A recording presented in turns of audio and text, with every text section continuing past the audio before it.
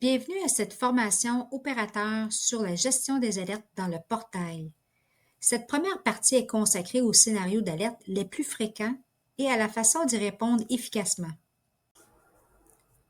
Avant de commencer, rappelons le matériel essentiel au poste de surveillance 24/7. Vous devez disposer d'une session ouverte au portail sur votre écran, d'une ligne téléphonique principale fonctionnelle, d'une ligne cellulaire en support si c'est applicable, un accès au contact d'urgence du DATI, soit au portail ou soit sur un système parallèle, d'un accès rapide au numéro d'urgence des municipalités. N'oubliez pas, avoir papier et crayon à portée de la main, ça reste toujours une bonne pratique. À votre arrivée au poste, prenez quelques minutes pour effectuer les vérifications de base.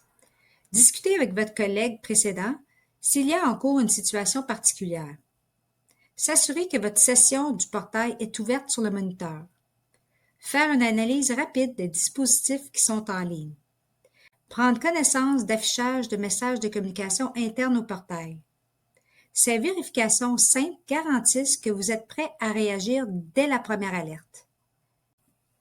Rappelez-vous, lorsque vous recevez une alerte, vous êtes peut-être la seule personne avec qui le travailleur va parler durant l'événement. Vous êtes son seul soutien.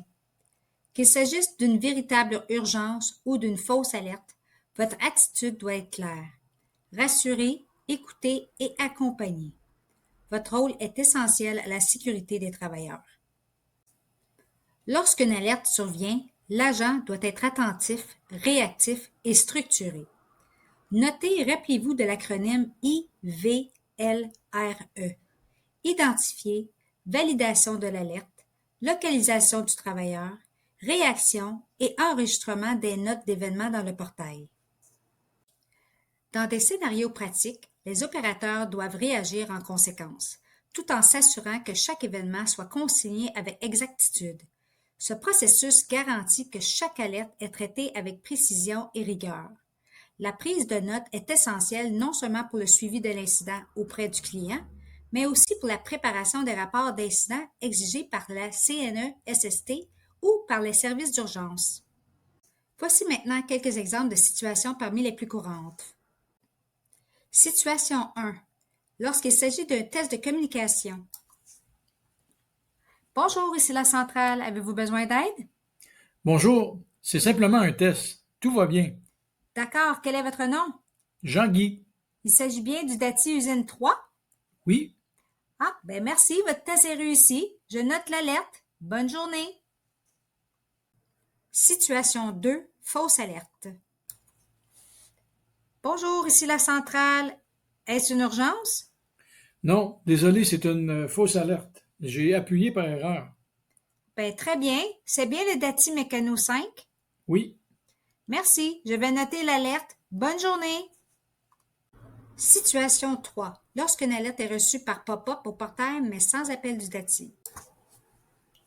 Bonjour, ici la centrale. Nous venons de recevoir une alerte SOS pour votre travailleur Caris numéro 1. Nous n'avons pas reçu d'appel, puis on n'a pas été capable de rejoindre le travailleur. Pouvez-vous déplacer quelqu'un rapidement afin de voir ce qui se passe? avez-vous appelé les services d'urgence? Non, pas encore, car il fut impossible de valider l'alerte avec le travailleur. Est-ce que c'est possible d'envoyer quelqu'un sur place pour valider l'alerte, à moins que vous me donniez l'ordre d'appeler les secours? OK, on s'en occupe, madame. Merci. Merci, bonne journée. Si aucun des répondants répondent, essayez une deuxième fois.